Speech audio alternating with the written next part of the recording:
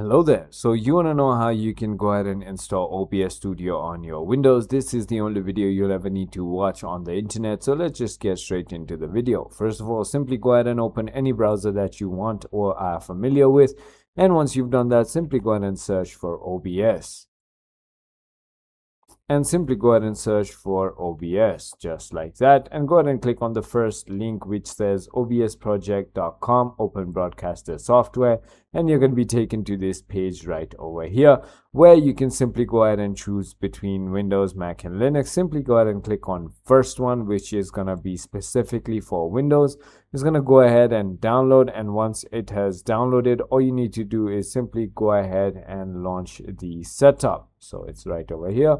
Double click and click on yes, and this is going to be the setup. Click on next, click on install, and it should be installed into your PC. I hope this video was helpful to you. If it was, hit that like button, and I'll see you on the next one.